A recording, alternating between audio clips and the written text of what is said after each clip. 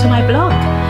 If it is your first time watching one of my videos, where have you been? Thank you so much for joining me. If you haven't subscribed, please do. If you are returning and you have seen my videos in the past, thank you for coming back, and I hope you share this with all of your friends. Thank you so much for joining me. So today I will be talking about how to support key persons during settling in. Now first, let me talk about what settling in is. Settling in is when a new child joins your nursery or your childcare setting and you want to help them to settle. I think that's the shortest way to describe it, and it's pretty accurate. So how do you settle in a child? So in my nursery, what we do is when a new child joins us, we offer the family 3 opportunities to settle. So they come in for an hour 3 times, and the goal of settling in isn't actually for the child to be totally settled, because you can't judge that, and every child is different. The goal of settling in for me is to help the child and help their parents and help the staff, and but especially the child, to get used to become more familiar with their new environment. So to become more familiar with their new friends, to become more familiar with their new carers, their key persons, the new adults that will be looking after them.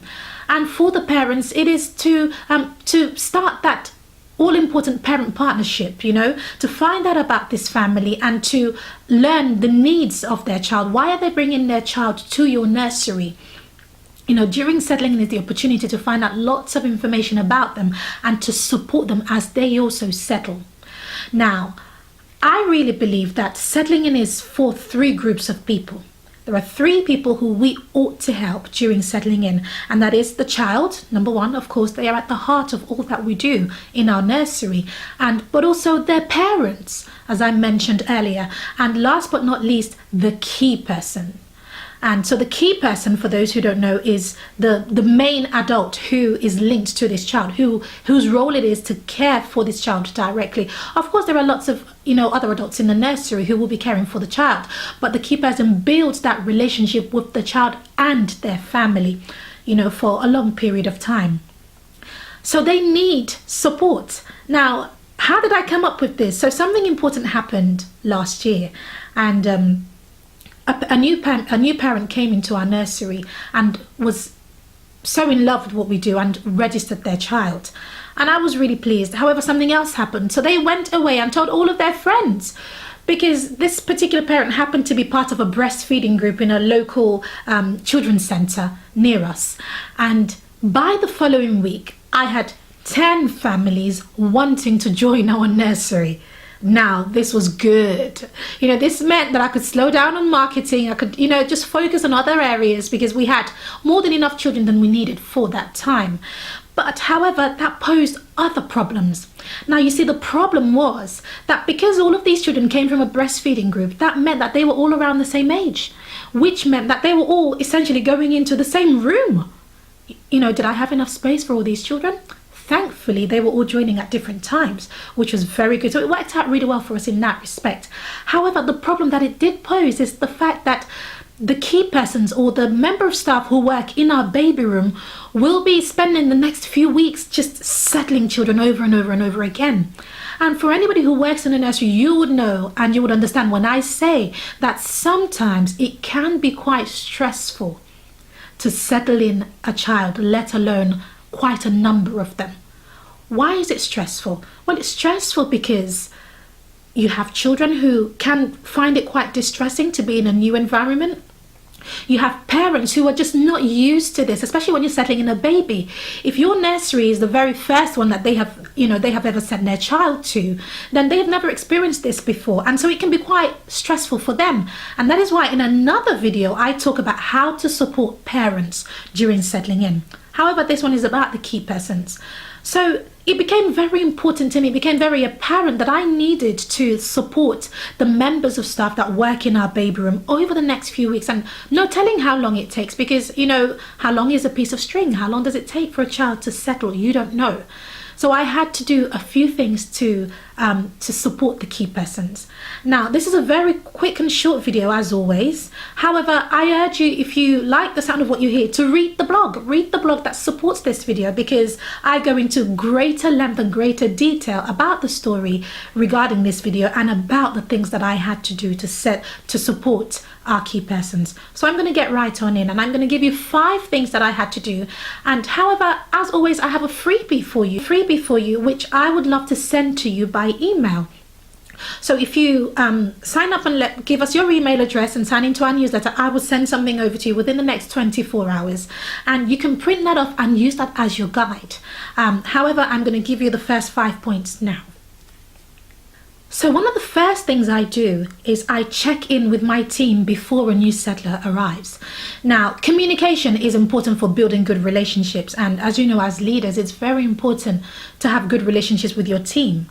So I check in with them as a way of just letting them know what is going on. And some key information I give them before a settler arrives is, in fact, that 1, we have a settler arriving, what time they will be arriving, what room they will be settling in, what their likes and dislikes are. Some of the things that I have already learned about this child, I'd like to pass on that information to key persons so that they know and they are prepared and won't be so overwhelmed when the child arrives.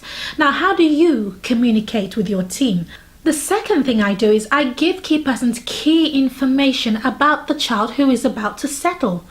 So I like to let them know what their likes are, what their dislikes are, how old the child is, and the child's name, very important, the parents' names if I know their names.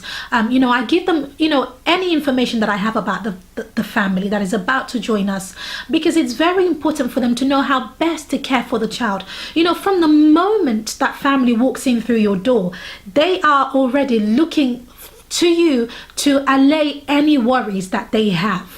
And worries don't necessarily have to be about your services. It's just being apprehensive about what is to come, the what you don't know already. As a mum myself, I know it can be quite distressing to take your child to somewhere else for a new set of adults to care for them. So as the manager, find out all you can about this child. One good thing to do is find out what their likes and dislikes are. What particular toys do they like? What songs do they like sang to them? Share this with the key person so that as they meet the child, they are prepared. That way, parents are calm, children are happy, key persons are empowered because they know exactly what they are doing. So the third thing I do is I support my key persons to actually set up. Now, you're saying, Pam, what do you mean by set up? Well, we set up for a new child who's coming to join us. So because one of the nurseries that I run is a pack away nursery, and that actually happens to be the one that I'm stationed at, that I particularly manage, that means that we don't have all our resources out at the same time. However, as I mentioned to you before, when I find out that a child likes a particular toy or particular activity, so if it's a Play-Doh activity they like to do, if they like messy play, or if they like sand and water, it's very important I support my key persons to set up the room, for this child, to be able to accommodate them so that when they walk in, they see and recognize things that they already enjoy doing. So the fourth thing I do is I lighten the load for this member of staff by adding another member of staff to support them. So we all know what the ratios are for, a baby room, which is 1 to 3.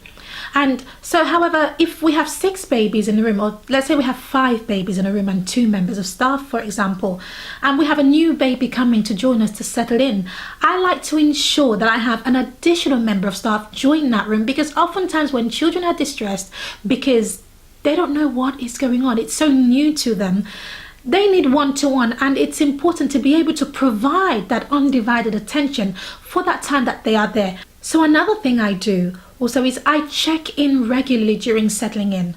Now, my role as a manager means that I'm not stationed at any room. I've got to be everywhere and anywhere all at the same time, sometimes it feels. However, I'm going back and forth. I'm checking in on the parents, I'm checking in on the staff, I'm checking on the children, I'm checking in on my team, I'm checking in on everybody. Why is it important to check in? Well, it's important for my team to see me regularly, because then that way, if there is an issue, they can let me know immediately. And not only that, when you see your manager and she's coming in and she's asking, how are you? How is everything going? I hope you're okay. Can I help you? What can I do to support you? Do you need anything? How does that make you feel? It makes you feel loved. It makes you feel supported. When you feel loved and supported, you're happy to be there. And we want our team to be happy to be around us. But it doesn't all end here. I have another 5 pointers that I would like to share with you, and this is exactly what I will be sending to you over email. So if you have enjoyed this first part, then the second part will be even better, guaranteed.